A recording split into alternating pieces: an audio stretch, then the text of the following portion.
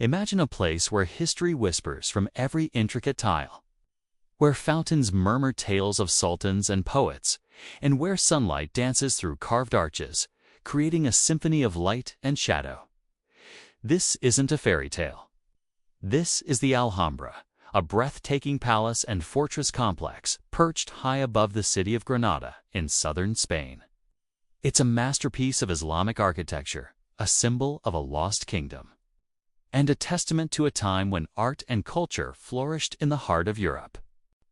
Join me today as we journey back in time to uncover the incredible story of the Alhambra, from its humble beginnings to its status as a world treasure.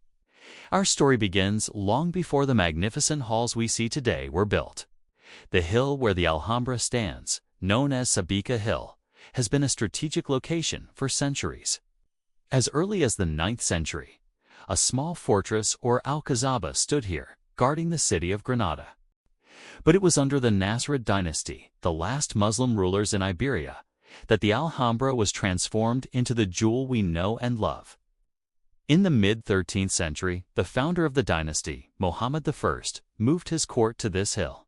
He saw its potential not just as a fortress, but as a paradise on earth. He reinforced the old fortifications and began laying the groundwork for a palatial city, complete with royal residences, courts, gardens, and even its own mosque and bathhouses. It was a city within a city, a seat of power designed to inspire awe. The golden age of the Alhambra truly began under his successors, particularly Yusuf I and Muhammad V in the 14th century. It was during their reigns that the most iconic parts of the palace were built: the Court of the Myrtles and the legendary Court of the Lions. Walking through these spaces today is like stepping into another world. The Court of the Myrtles, with its long, serene pool reflecting the sky and the elegant Comares Tower, was the heart of the palace's public and political life. Imagine ambassadors and dignitaries waiting here, mesmerized by the perfect symmetry and the tranquil beauty. Before being granted an audience with the Sultan inside the Hall of the Ambassadors. This hall itself is a marvel. Its soaring wooden dome is a masterpiece of carpentry, representing the seven heavens of the Islamic cosmos, with over 8,000 individual pieces intricately joined together. The walls are covered in a dizzying array of tilework, orzeli, and delicate stucco carvings. These aren't just random patterns. They are a form of visual poetry. The intricate calligraphy that weaves through the designs often features verses from the Quran, poems praising the ruler, and the Nasrid motto, which you can find repeated thousands of times throughout the palace: Wa la ghaliba illa Allah, meaning there is no victor but God. This phrase served as a constant reminder of faith and humility, even amidst such staggering earthly wealth and power. Now, let's move from the public sphere to the private heart of the palace, the Court of the Lions. This courtyard is famous for its central fountain, a large alabaster basin supported by the statues of 12 stone lions. Water flows from the lions' mouths into 4 channels that run through the courtyard, symbolizing the 4 rivers of paradise described in the Quran. The design is a perfect fusion of engineering and artistry, creating a cool, peaceful oasis. Surrounding the court are the private chambers of the Sultan and his family, the intricate muqarnas or honeycomb vaulting in the Hall of the Two Sisters and the Hall of the Abencerrages looks like stalactites dripping from the ceiling. It's a design meant to capture and refract light, creating an ethereal, almost magical effect. It's easy to imagine the life that unfolded, hear the hushed conversations, the music of lutes, the scent of jasmine wafting in from the gardens. Speaking of gardens, we can't talk about the Alhambra without mentioning the Generalife. Located just outside the main palace walls, this was the summer palace and country estate of the Nasrid Sultans. The name Generalife is believed to mean Garden of the Architect. It was a place of leisure and retreat, a working estate with orchards and pastures, but also a place of immense beauty. The patio of the canal is its most famous feature, a long, narrow courtyard with water jets creating elegant arcs over a central channel, flanked by a riot of colorful flowers. The sound of water is everywhere in the general relief, used not just for irrigation, but for its cooling and calming effect. It was the ultimate expression of the Islamic garden tradition, a man-made paradise designed to delight all the senses. But like all golden ages, the era of the Nasrids had to end.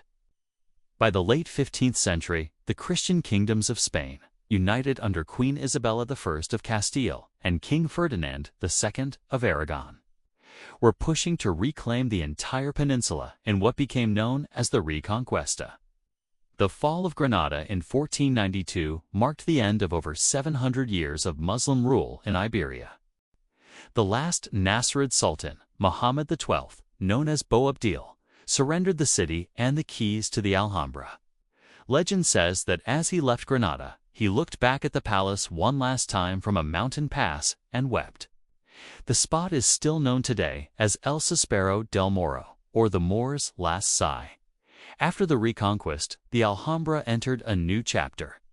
The Catholic monarchs were so captivated by its beauty that they chose to preserve it, making it one of their royal residences. They did make some alterations, however. The palace mosque was converted into a church, and later, their grandson, the Holy Roman Emperor Charles V, built a massive Renaissance-style palace right in the middle of the Nasrid complex. This structure, a perfect circle within a square, is architecturally impressive in its own right, but it's stark.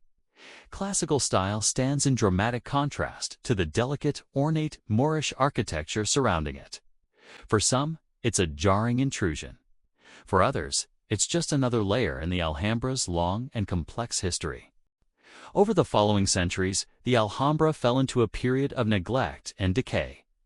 It was stripped of its furnishings, its buildings were used as barracks and even prisons, and it was damaged by explosions and earthquakes. By the early 19th century, this once magnificent palace was little more than a romantic ruin, inhabited by squatters and thieves.